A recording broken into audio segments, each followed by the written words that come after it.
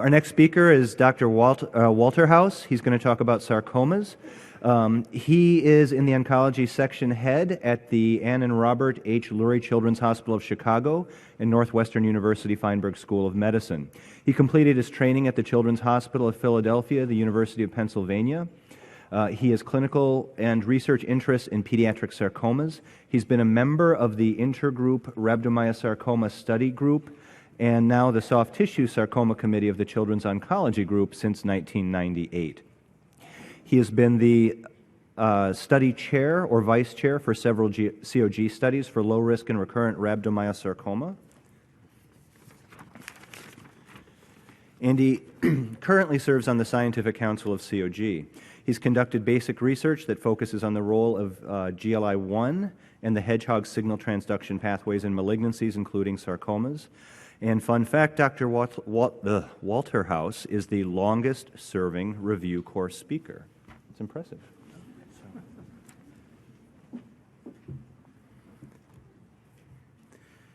Thank you very much, and good morning to everyone. It's nice to see many familiar faces in the audience.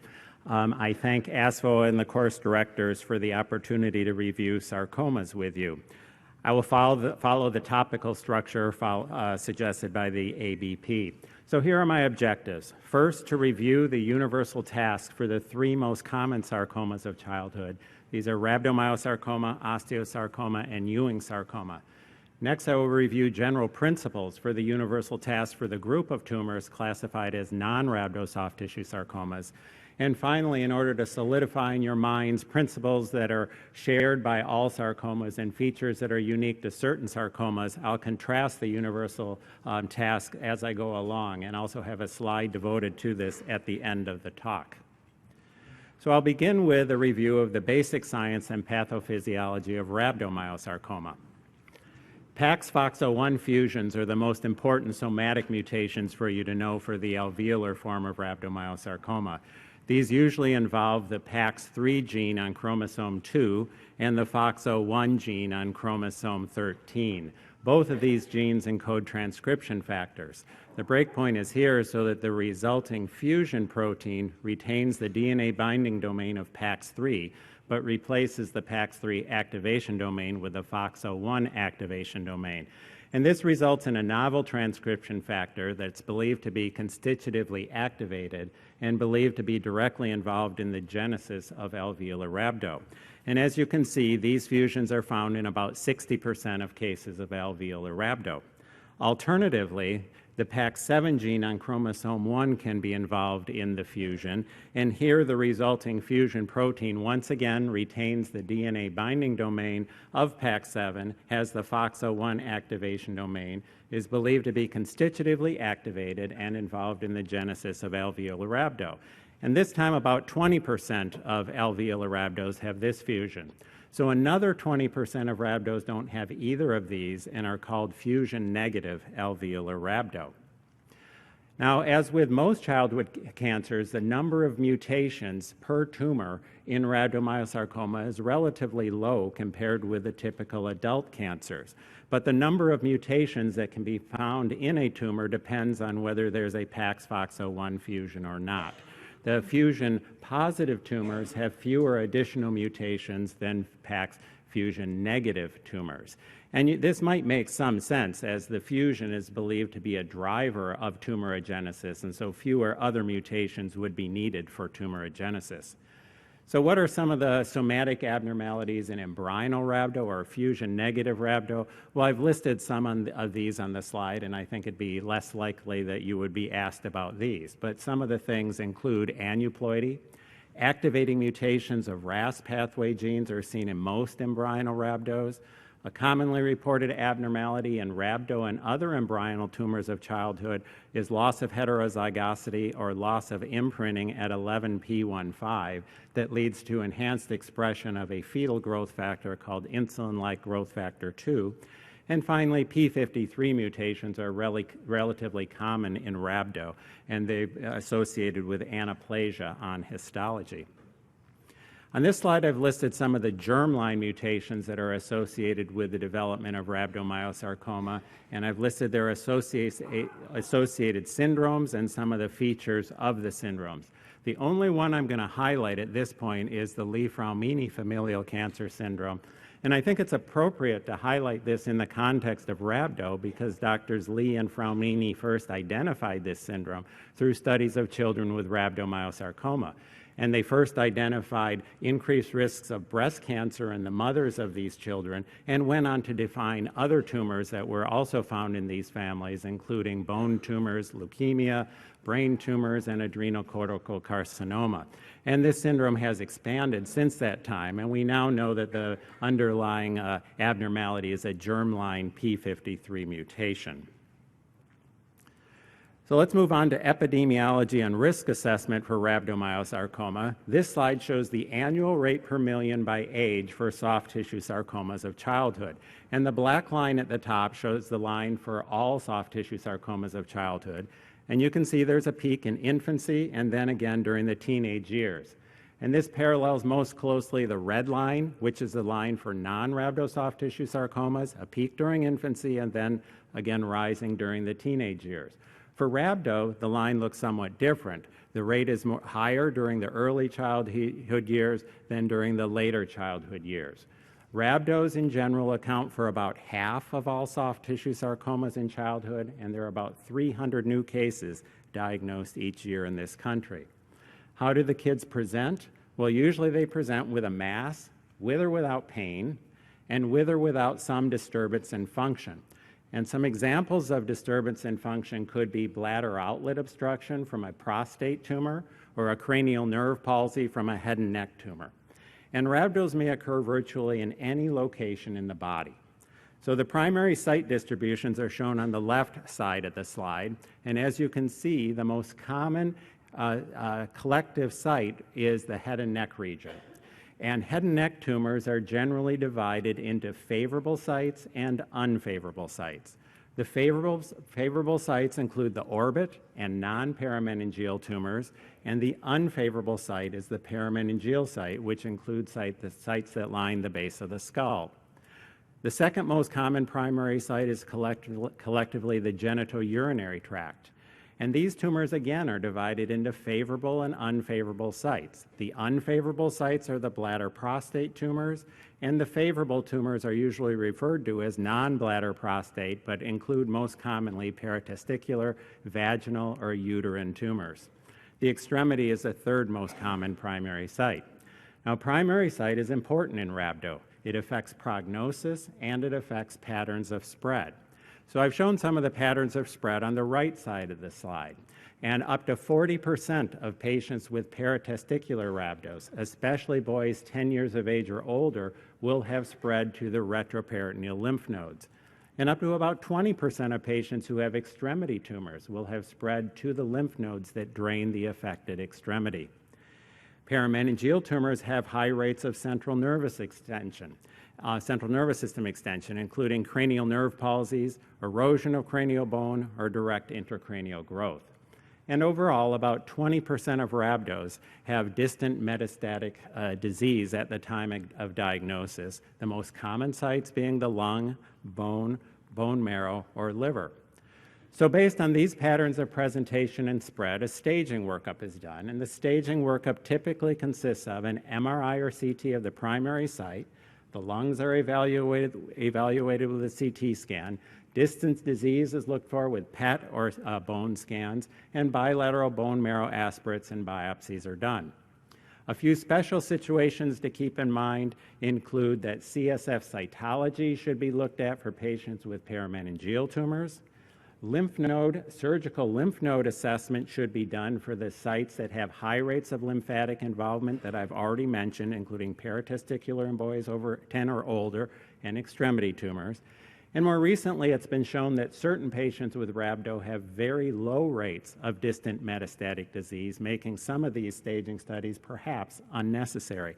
And these patients are patients who have favorable histology, embryonal, their tumors are not invasive, T1, and regional lymph nodes are not involved, N0. I'll move on now to one of the favorite topics of most pediatric hematologists, oncologists, and that is the staging of rhabdo. So hopefully it won't seem so bad as we go through it. The staging, all patients with rhabdo are assigned a stage, and the stage is a clinical system.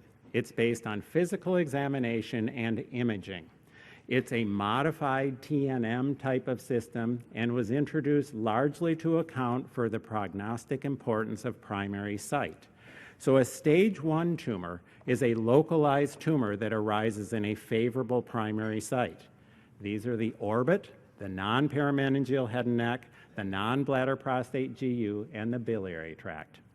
A stage 2 tumor arises in an unfavorable primary site, parameningeal, bladder, prostate, extremity, or other. To be stage 2, the tumor must be small. The A there is less than or equal to 5 centimeters, and regional lymph nodes cannot be involved. Stage 3 is a localized tumor in an unfavorable primary site. Here, the tumor is either small with regional nodal involvement or large. And stage 4 is metastatic disease. All patients with rhabdo are also assigned a group.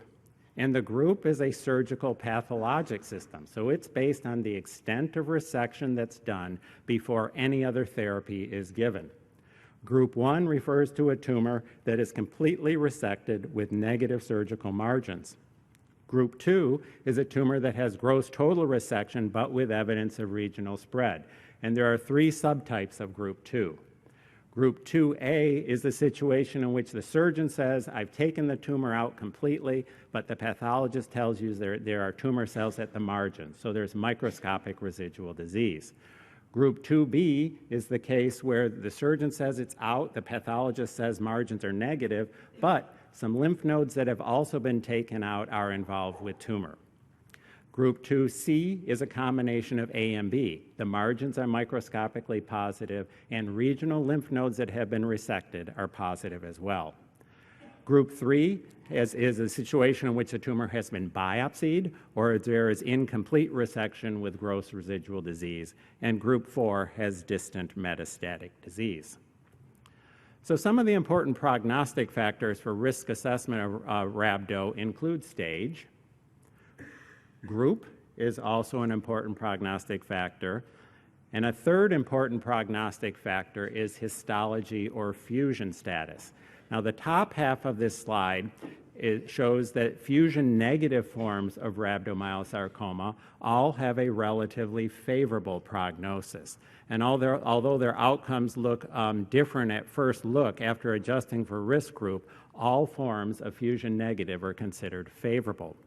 The bottom half of the slide shows that the embryonal or fusion-negative form has a superior outcome to patients who have fusion-positive alveolar rhabdomyosarcoma, but a comparable outcome with patients with fusion-negative alveolar rhabdo.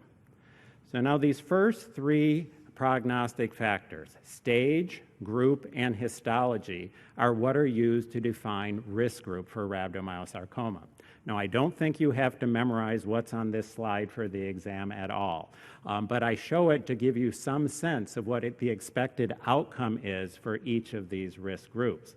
For low-risk rhabdo, we expect a 5-year failure-free survival to be about 85% or better. Intermediate risk, it's usually between 50 and 75%, and look at high risk, it remains very poor at less than 20%. The way I remember this is just for the lower risk, it's stage 1 and 2, group 1 and 2 favorable histology, and orbit tumors. The high risk are those with metastatic disease, except for one set of patients with metastatic disease who are considered intermediate risk, and they have stage 4, group 4, less than 10 years of age, and embryonal histology. But again, I would not plan on memorizing that. Primary site, I keep saying, is an important prognostic factor. And here are the primary sites listed by how favorable or unfavorable they are. A relatively common question on boards relates to the unfavorable outcome with extremity. So extremity is the least common of the, is the least favorable of the primary sites. Metastatic site can also be of prognostic importance. And in rhabdomyosarcoma, as with other sarcomas, there's usually some evidence that patients who have pulmonary metastases fare somewhat better than those who have metastases to bone or bone marrow. And the number of metastatic sites can be important. Recurrence for all sarcomas is a very poor prognostic sign. And you can see that the median survival and 3 to 5 year survival is very poor after recurrence. There is a small subset of patients with rhabdomyosarcoma who at the time of recurrence have a relatively more favorable outcome with a 5-year survival of about 50%. And this is a pretty restricted group of patients and includes those who have botryoid histology or those who have embryonal histology that was stage 1 or group 1 at the time of the original diagnosis and now has a local or regional recurrence and not previously treated with cyclophosphamide. So you can see that's very restricted and kind of goes on and on. But those are the ones who have the more favorable. All other patients at the time of recurrence have a very poor outcome. So, diagnosis. The diagnosis of rhabdo, as with all sarcomas, requires a biopsy. And the WHO now recognizes 3 main types of childhood rhabdos: embryonal, spindle cell, and alveolar. The embryonal and spindle cell forms are both spindle cell tumors, whereas the alveolar form is typically a small round blue cell tumor. And these have to be distinguished from the other tumors in their respective classes, and this is done by immunohistochemical stains to myogenic proteins, including MyoD, myogenin, desmin, which is an intermediate filament found in muscle, and muscle-specific actin. Embryonal rhabdo is the most common subtype, and in this case, the name is derived from the fact that the tumor resembles immature or embryonal skeletal muscle. The botryoid pattern is simply a pattern of embryonal, and I think most of you know that the growth pattern of a botryoid tumor is a grape-like growth pattern that typically occurs in a hollow organ such as the vagina or nasopharynx. And embryonal rhabdo has favorable features.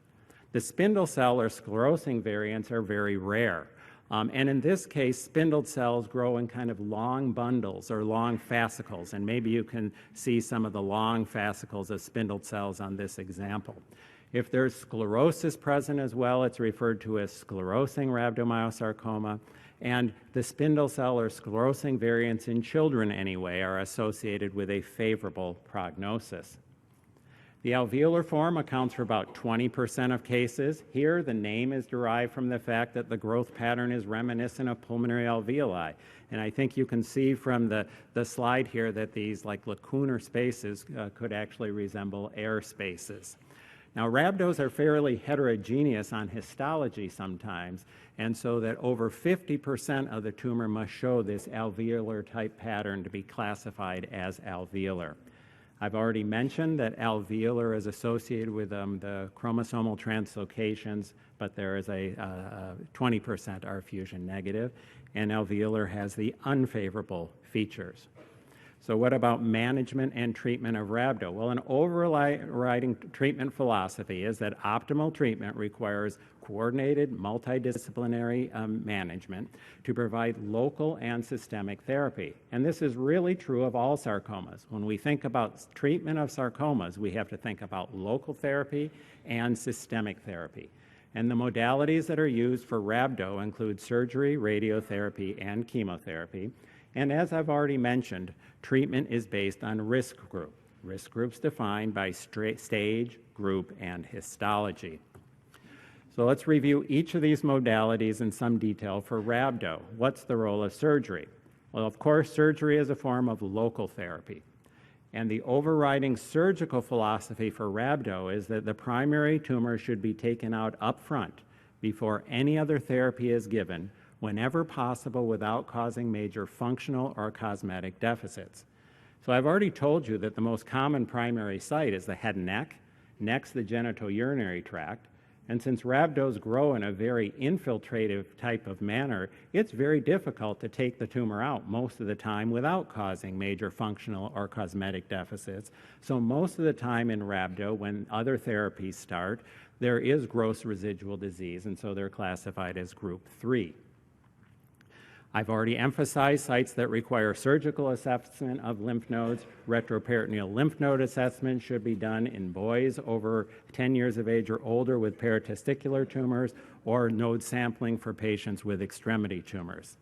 Delayed resections, which means after chemotherapy has started, is sometimes done. The tumor is difficult to take out at the beginning. If you give some chemo, you maybe can shrink it down and then maybe could take it out. This is sometimes done, but I think the standard is still considered upfront surgery for rhabdomyosarcoma. What's the role of radiation? Well, radiation, again, is a form of local control. And you can see on the slide that the percent of recurrences that are local or regional remains significant. About 2/3 of recurrences in rhabdo are local or regional. So local control remains important. The only patients that don't get radiation are those with group 1 tumors that have embryonal or spindle cell histology. All other patients with rhabdo get radiation. The radiation usually begins somewhere between around weeks 3 and 15 of therapy. The treatment volume, or the fields, are defined by the pre-treatment tumor size. So the tumor may shrink down, but the radiation field still includes the area that was involved at the time of diagnosis. The doses are high. 36 to 50.4 gray are generally used, and the dose in the most part is determined by group. I've listed some other factors that can impact the dose as well. And because local recurrences remain a problem, even higher doses of radiation are currently under investigation in rhabdo. Chemo, what is the role of chemo? Well, of course, chemo has a role in systemic therapy, but there's also some evidence that it has a role in local therapy. Standard therapy for intermediate risk rhabdo in the United States is generally considered to be VAC. Vincristine, actinomycin D, and cyclophosphamide that's given over about 45 weeks. There have been many randomized studies done comparing VAC with other regimens, and there have been a lot of ties, but nothing has ever been shown to be better than VAC. More recently, some oncologists have been using VAC alternating with vincristine or irinotecan as standard therapy for rhabdo, based on some evidence that this regimen may have fewer acute and long-term toxicities than straight VAC. For lower risk patients, the alkylating agent is sometimes eliminated altogether, so VA is used over about 45 weeks, or shorter duration therapy, that is about 22 weeks, is given with lower doses of cyclophosphamide and VA. For high-risk patients, standard therapy has not been defined. Many strategies have been attempted using additional active agents, interval compression, and so forth, but nothing has been shown to improve outcome. More recently, you have heard about maintenance therapy in rhabdomyosarcoma based on a study conducted by the European Pediatric Soft Tissue Sarcoma Group, and they showed in patients that are comparable to our intermediate risk patients that adding 6 months of vinorelbine and cyclophosphamide maintenance at the end seemed to improve things. The question remains, though, with a COG-type backbone, would this also be beneficial, because the COG backbone is considerably longer to start with than the European backbone. So how do we evaluate patients as we begin treatment? How do we evaluate them for response? Well, generally a physical exam is done every 1 to 3 months, and imaging about every 3 months. A feature that's unique to rhabdo is that for patients with group 3 disease, the extent of responses week 12 is generally not predictive of failure-free survival. So whether patients have a complete response, a partial response, or have stable disease doesn't seem to impact their ultimate outcome. And maybe one of the points to take from this is that residual masses may represent scar. They're not necessarily a problem and can be followed without intervention. This slide lists some of the complications and late effects of rhabdo treatment that can be significant. In terms of acute toxicities, there's, of course, significant hematologic toxicity with VAC. Infectious complications with fever and neutropenia can be seen in about 20% of patients for VAC course, and sinusoidal obstruction syndrome has been seen in rhabdo protocols at rates of about 4 to 5%. And sometimes it's the younger patients and during the earlier cycles of chemo that is seen. Infertility represents an important long-term effect of rhabdo treatment given the amount of alkylating agent that is used on the treatments. Infertility is associated with higher cumulative doses of alkylating agents, and if there is a threshold of 7.5 to 8 grams per meter squared total cumulative cyclophosphamide dose has been suggested, at least for boys. What doses do kids get on rhabdo studies? Well, on intermediate rhabdo studies, depending on what you're using, they will get between 8 and 30 grams per meter squared total cumulative dose, so that's pretty significant. The rate of second malignant neoplasms is comparable to other childhood cancers at 30 years. Kids who have cancer predispositions, who are generally patients with embryonal histology or younger kids under 2 years of age, may have a higher risk for these second malignant neoplasms based on their cancer predisposition. And giving high doses of radiation over large fields to young growing children is, of course, associated with bone growth arrest and muscular atrophy. So there's rhabdo, and we'll move on to the non-rhabdo soft tissue sarcomas. And this class of tumors includes over 50 different tumor types. So that makes it a challenge to review. It also makes it a challenge for the board to ask specific questions about these. So we'll review all these in a little bit more of a general manner and begin with the 3 first universal tasks together. For epidemiology, the non-rhabdo soft tissue sarcomas occur more commonly in teenagers than younger children. They again can occur in almost any part of the body, but most typically the extremities and trunk. So that's a little different than the distribution of rhabdo, which is more head and neck and GU tract. Metastatic spread of these, they spread most commonly if they're going to spread to the lungs. The bone is relatively rare. Lymph node spread is associated with specific histologies usually, and these are typically epithelioid sarcoma or clear cell sarcoma. The staging workup is an MRI or CT of the primary site. The lung should be evaluated with a CT, the PET scan to look for distant sites, and surgical nodal evaluation for the select histologies I mentioned, epithelioid sarcoma and clear cell sarcoma. There are quite a few prognostic factors for this category of tumors. Most of these were derived from studies conducted in adults. And some of these include the stage is always of prognostic importance. Group, the extent of resection is important. And as I go through this section of the talk, I'll say over and over that surgery is the mainstay of therapy for these patients. Tumor size is of prognostic importance. Tumors over 5 centimeters, patients with those have a worse outcome. Grade is assigned to most of these tumors by a pathologist, and the grade is a histologic assessment of the metastatic potential of the tumor, and it's based on the features I've listed on the slide. Tumor type can be a prognostic importance. The natural history of different tumors is different, but also some of these tumors are more responsive to chemo than others. And finally, age can sometimes be a prognostic importance. Now, one way to risk stratify these patients is by the extent of resection that is done, and you can see that patients who have resected localized disease have a 5-year overall survival that's pretty decent of 89%. Patients with unresected localized disease and patients with high-risk disease don't fare as well. I've listed on this slide just a few of the more common tumors in this class that are considered chemotherapy responsive, and for each of them give a fact or two.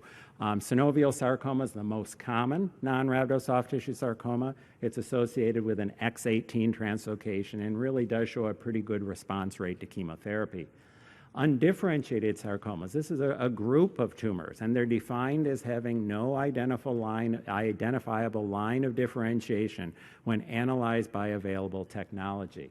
And these tumors also have some evidence that they respond to chemotherapy, and a number of molecular genetic abnormalities are being defined in these.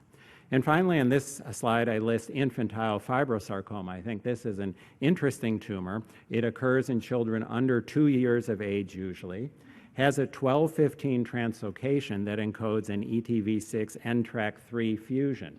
Now, this fusion isn't unique to this tumor. The same fusion is seen in several other childhood and adult tumors, including secretory breast carcinoma and mesoblastic nephroma, suggesting some common pathophysiology underlying the development of these various tumors.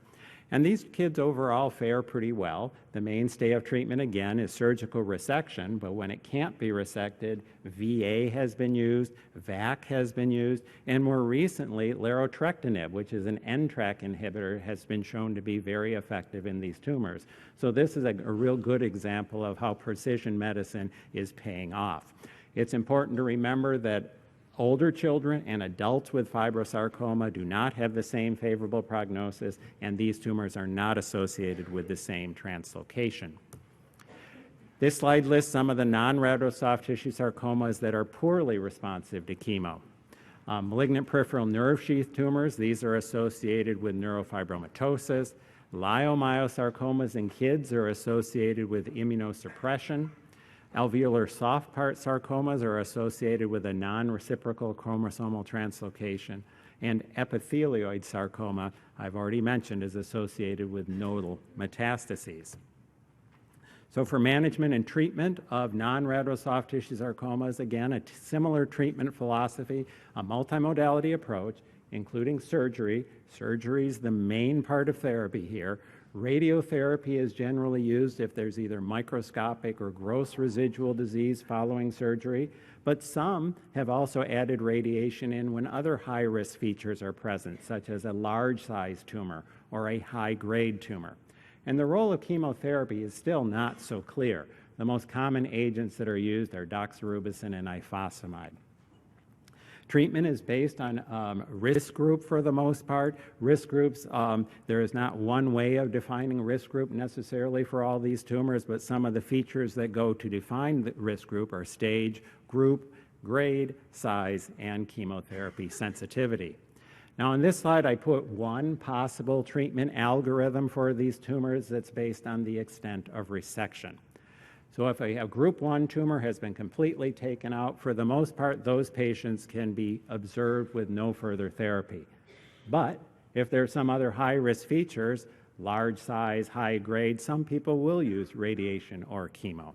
Group 2 tumors, microscopic residual, generally radiation is used, but again, if you have some of the other high-risk features, maybe chemo should be considered. And for those patients who have tumors that can't be resected or are metastatic or have some of the high-risk features, generally radiation can be done. They can't be taken out up front, so you have to do something to get them to the point so they can be taken out. And so radiation and chemotherapy are generally tried up front to eventually get them resected.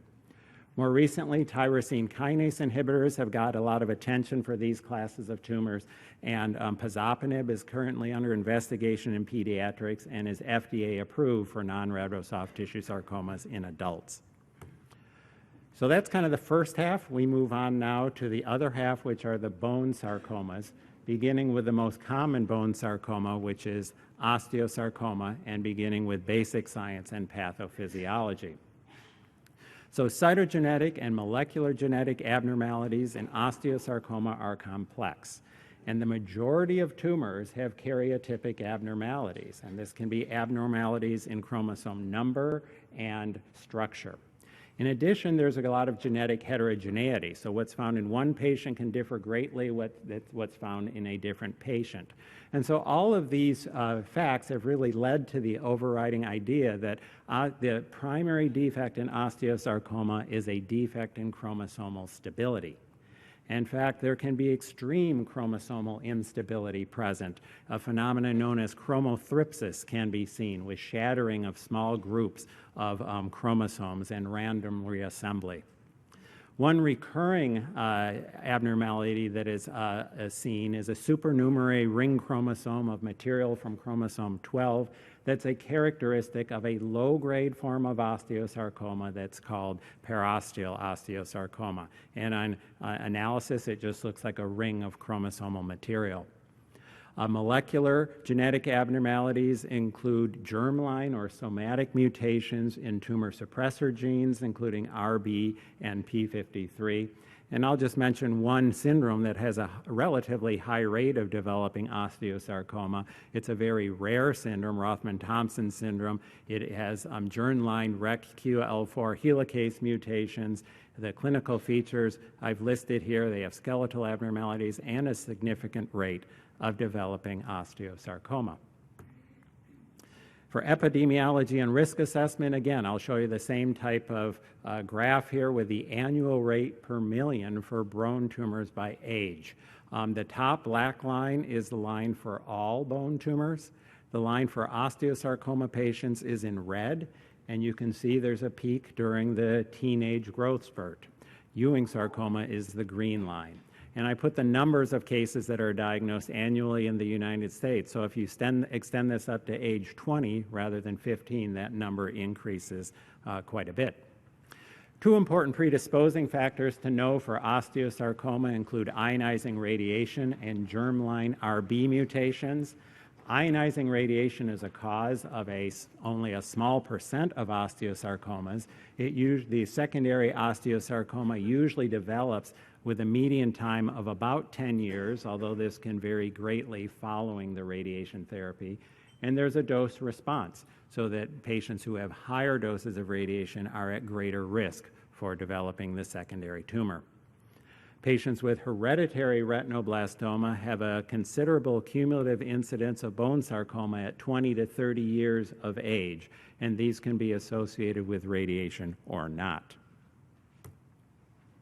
How do patients with osteosarcoma present? Well, typically a bone sarcoma hurts. Soft tissue sarcomas don't necessarily hurt, so they'll present more with a mass. Bone sarcomas hurt, so they typically present with pain, with or without a mass. And the typical location is in the long bones, and specifically the metaphyses of the long bone. The most common primary site is around the knee, the distal femur, and proximal tibia. The third most common primary site is the proximal humerus. So when osteosarcoma spread, one way they can spread is having what are called skip metastases or skip lesions. These simply refer to lesions that are in the same bone as the primary tumor, but several centimeters away. And for the purposes of prognosis and therapeutic purposes, these aren't generally considered to be true metastases, but you should keep in mind that they should be resected at the time the primary is resected. Hematogenous metastases in almost all sarcomas occur at a rate of about 20%, and the lung is the most common metastatic site, followed by bone. The staging workup is here. The patients come in with pain, so usually the first move is a plain film of the involved bone, which then leads to an MRI of the involved bone, a CT to evaluate the chest, and PET or bone scan to evaluate for distant disease. The good news, the stage is much simpler than rhabdo. You are either localized or metastatic. Generally, some protocols have assigned them as resectable or unresectable. Some of the important prognostic factors, stage, always an important prognostic factor. You can see that patients who have unilateral pulmonary metastases may fare somewhat better than have bone or bilateral pulmonary metastases.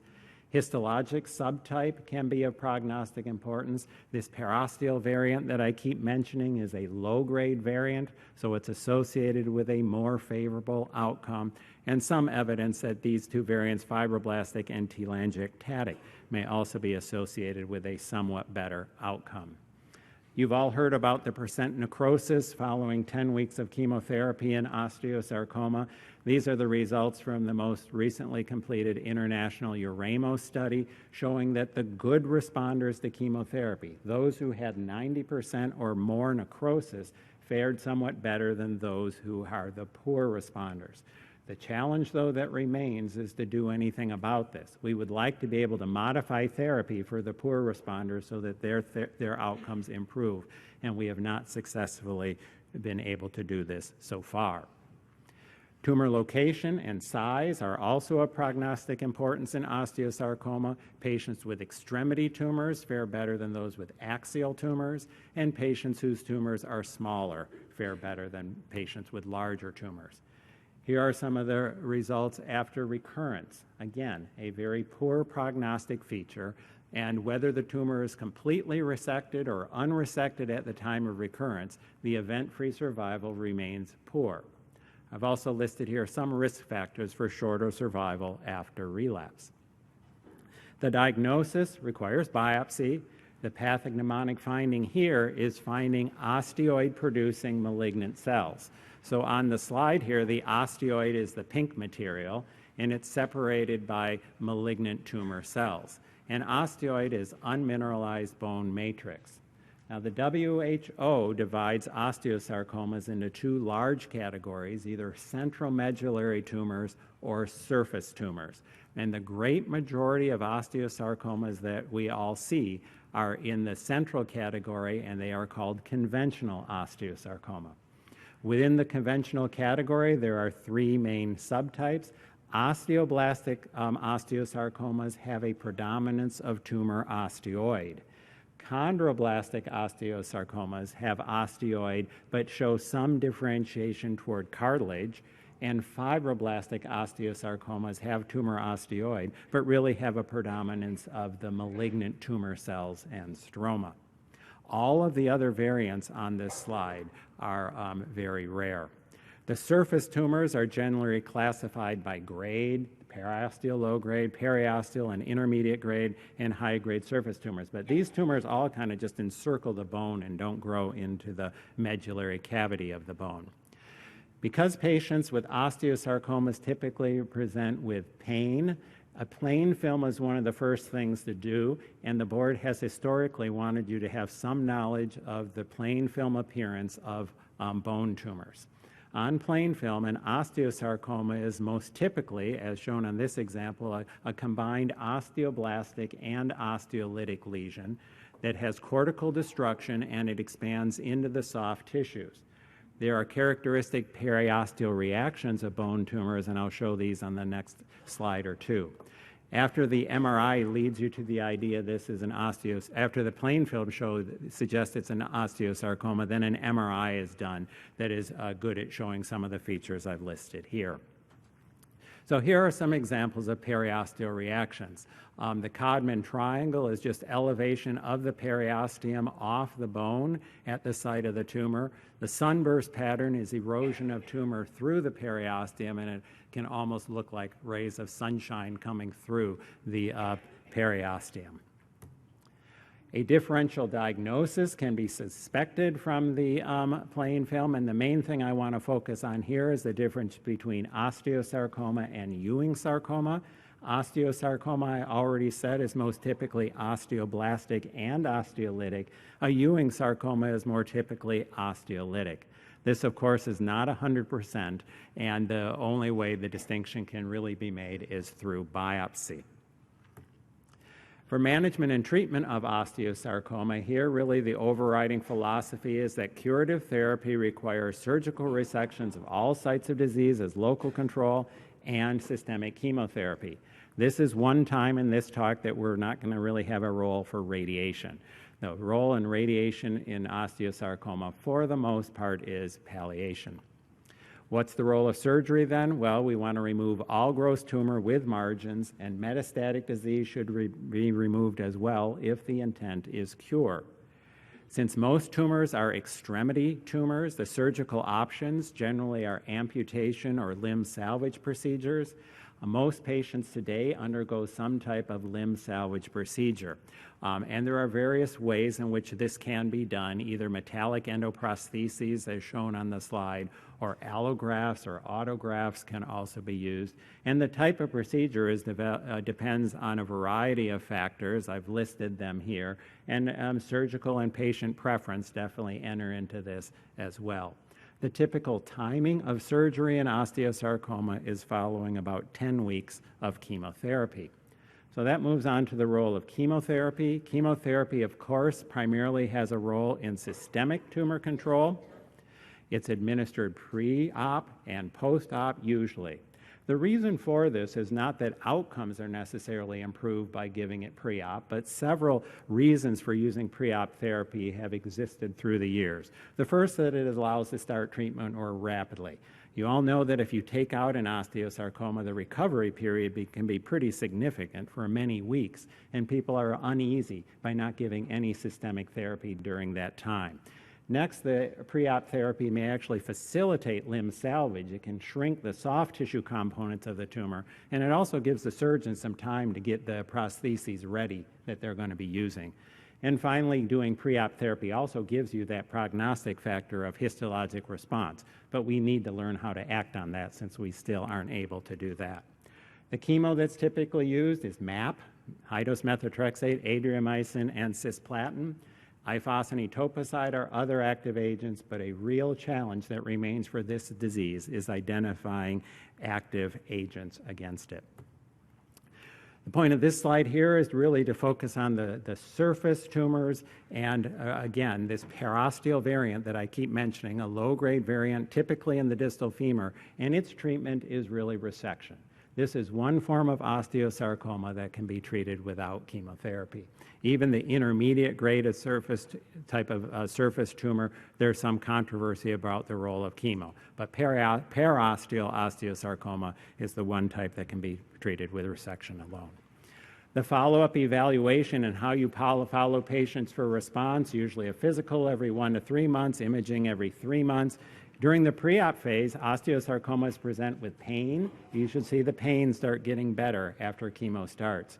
Radiographically, you can also see some changes. There can be increased ossification and sclerosis or calcification of the border of the tumor, and these sometimes are mistaken for progression. No, that's the typical responsive tumor is showing those changes. Soft tissue masses should get smaller during pre-op therapy. And of course, pathologic response can be assessed at the time of resection. There can be significant complications and late effects of therapy. Of course, the surgeries that these patients undergo have lifelong effects in terms of gait and other functions, and studies are really ongoing to look at functional outcomes comparing limb salvage and amputation. In terms of chemotherapy, the dose of anthracycline is high. About 450 milligrams per meter squared of anthracycline is typically used, so the rate of anthracycline-induced cardiomyopathy can be significant. Dexrazoxane is usually given as part of the treatment protocols. Cisplatin is associated with high-frequency hearing loss and tinnitus and has been reported at rates of about 11%. So that brings us to the final main class of tumors that we have to cover, and this is Ewing sarcoma, beginning with basic science and pathophysiology. I put this here to remind you that I'll be saying Ewing sarcoma most of the time, but these comments all apply to the Ewing sarcoma of bone, Ewing extraosseous Ewings, primitive neuroectodermal tumors as well. The term Askin tumor is an older term that you don't hear too much anymore. That actually refers to a PNET of the chest wall. So the most important cytogenetic abnormality associated with Ewing sarcoma is the EWSR1 Fly1 fusion. And this fusion involves the EWSR1 gene on chromosome 22. This encodes an RNA-binding protein. On chromosome 11 is the Fly1 gene that encodes an ETS transcription factor. The breakpoint is here so that in this case, the expressed fusion protein retains the ETS DNA binding domain, but the activation domain of EWS replaces the Fly1 activation domain. So as with the rhabdo situation, this is believed to function as a constitutively active transcription factor involved in the genesis of the tumor. And there are a variety of translocations that can be seen in Ewing sarcoma. This is the most common one, but a common feature of many of these translocations is they involve an ETS family transcription factor and a TET family RNA binding protein. So I've listed some of the different fusions that can be seen here and their relative frequencies. The assays that are used to identify these can include RT-PCR, and of course for this you need specific primers for each specific translocation. FISH is somewhat popular because EWSR1 break-apart probes can be used to screen for a variety of these fusions through a single assay. The epidemiology and risk assessment of Ewing sarcoma. An interesting feature of Ewing sarcoma is that the rates do vary by age, but within any given age category, they also differ greatly by race, so that white children have higher rates of Ewing sarcoma than black children, and the molecular genetic reasons for this remain unknown. There are about 200 cases diagnosed in kids under 20 each year in this country. So again, how do they present? It's usually a bone tumor, so they usually present with pain. There may or may not be a mass. The location differs somewhat from osteosarcoma. In Ewing sarcoma, the tumor is more typically in the diaphyses of the bones and more typically involves the central axis than in osteosarcoma. So that the most common primary sites here are the pelvis, the femur, or ribs. And again, the patterns are spread. About 20% present with metastatic disease, the lung being most common, then bone and bone marrow. The staging evaluation is similar to osteosarcoma with the addition of the bilateral bone marrow aspirates and biopsies. Again, the stage is assigned as localized or metastatic. Here are some of the important prognostic factors. Stage is always prognostically important in sarcomas. Site here, you can see that pelvis is the least favorable of the primary sites. Younger patients seem to fare somewhat better than older patients, and patients with smaller tumors seem to fare somewhat better than larger tumors. The diagnosis is, again, based on biopsy, and Ewing sarcomas are small round blue cell tumors. They must be distinguished from other small round blue cell tumors, and the immunohistochemical stains that are most characteristic of Ewing sarcoma are stained for CD99, which is a surface glycoprotein, and vimentin, which is an intermediate filament in connective tissue. Ewing sarcomas and PNETs really form a continuum of differentiation, with Ewing sarcomas being the most undifferentiated and PNETs showing some element of differentiation toward neural differentiation. Again, the plain film appearance of these tumors, the patients typically come in with pain, so a plain film is one of the first things that's done. I've already mentioned that osteosarcoma or Ewing sarcoma is most typically a lytic lesion, and one of the other radiographic characteristics is a wide zone of transition, which means that it's difficult to tell the edges of the tumor on the radiograph. Periosteal reactions, much as like the one seen in osteosarcoma, can be seen as well. Here are other examples of periosteal reactions. Here's a sunburst pattern with, I think you can see the tumor extending through the periosteum. Another one that's a bit more characteristic of Ewing sarcoma but can also be seen in osteosarcoma is an onion skin pattern. And hopefully you can see it. It showed better at the original radiograph, but it's really laminated periosteal reaction that looks like an onion skin right along the surface of the bone at the site of the tumor. For management and treatment, here again, we have to provide local control and systemic therapy. Here we have modalities of surgery, radiotherapy, chemotherapy, and in parentheses I put stem cell transplant. So this is the only time I'm mentioning transplant in the sarcoma talk. Treatment is based largely on stage. Sometimes site is used to define treatment, as the pelvic tumors are unfavorable primary sites, and sometimes these tumors have received more intensified therapy. A statement that's commonly stated about Ewing sarcoma, as the last one on the slide here, is that local control measures should not compromise systemic therapy, because when treatment fails, it usually is due to the development of metastatic disease. So let's talk about the local control first. Both surgery and radiation are effective local control modalities for Ewing sarcoma. And there has never been a randomized study, and never will be, probably comparing one modality with the other. But you can see the trend. Going from the first intergroup Ewing sarcoma study through most recent published study, AEWS 0031, you can see that the rate of patients undergoing surgery has risen quite a bit.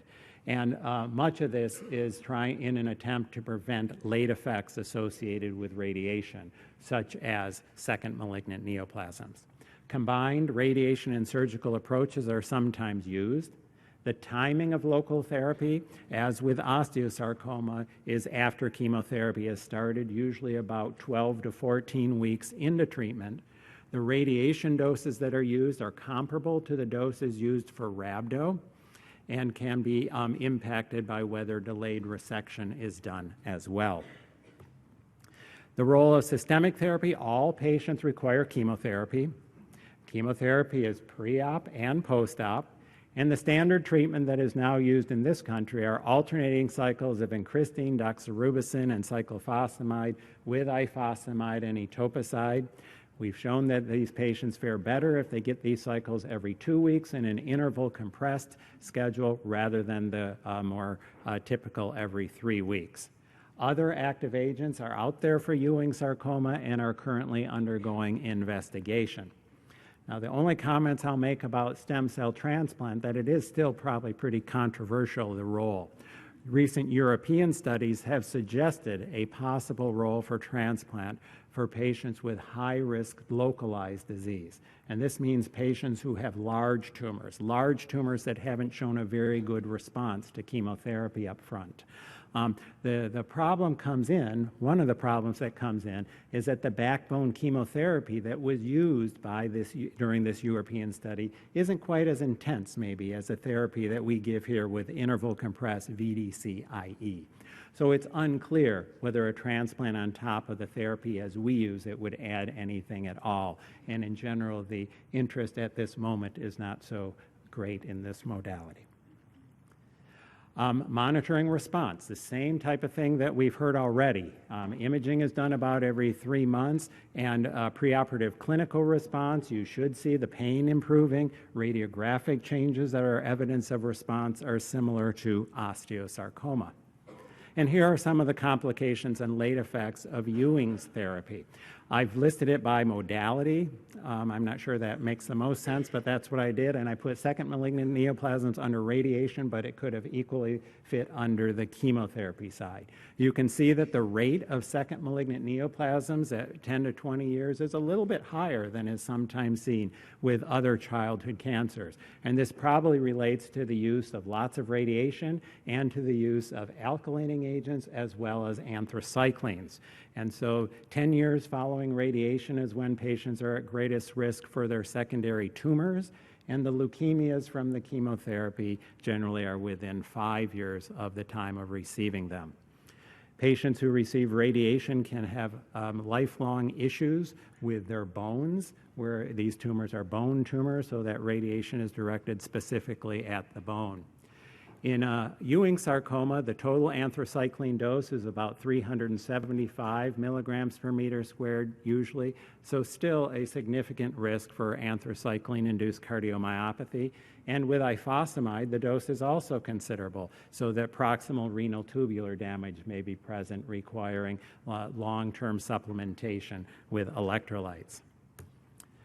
So that I took us through all of the main tumor categories, but I think it's good to look at them kind of the other direction. Everything on one slide here. So if you look at one slide, just look at this one, and it probably will do you okay. The universal tasks are listed across the top. I think I have a minute or two to run through quickly through some of this. For biology, rhabdo, remember the embryonal rhabdos have aneuploidy and point mutations. Alveolar rhabdos have the PAX-FOXO1 fusions. Non-rhabdo soft tissues have lots of tumors. Osteosarcomas have chromosomal instability. And in Ewing's, you have the TET-ET fusions. For epidemiology and risk, rhabdos are in the head and neck region, the GU tract most commonly, and risk groups are defined by stage, group, and histology. Non-rhabdo soft tissue sarcomas are more likely extremities and trunk. Risk groups can be based on a variety of features that I've listed. Osteosarcomas are metaphyseal tumors, typically the distal femur, proximal tibia. Risk is based on stage and resectability. Ewing's are diaphyseal, soft tissue can also be involved. The pelvis and central axis are more common, and risk is based on stage and site. So diagnosis, embryonal rhabdos are spindle cell, alveolar rhabdos, small round blue cells. They have muscle-specific proteins that they express. The most common non-rhabdo is synovial sarcoma. Osteosarcomas are osteoid-producing malignant cells. Ewing sarcomas are small round blue cells with CD99 positivity. For treatment, we have to think about local control and systemic therapy for each of them. Rhabdos, that local control is typically done up front. Later on, they get surgery, and later on they get radiation, and the typical chemo is VAC with or without VI. For non-rhabdos, surgery up front is done whenever possible, radiation for residual, but if you can't take it out up front, then radiation might be done up front, and doxorubicin and ifosfamide could be considered for certain histologies. Osteosarcoma has delayed surgery and the chemo's MAP, and Ewing has delayed surgery and or radiation with VDCIE. So I think that's your main slide right there, but we went through everything, and I think we are about right at the right moment to be done. Thank you. Good luck to everyone. Do we take a question or not, or are we...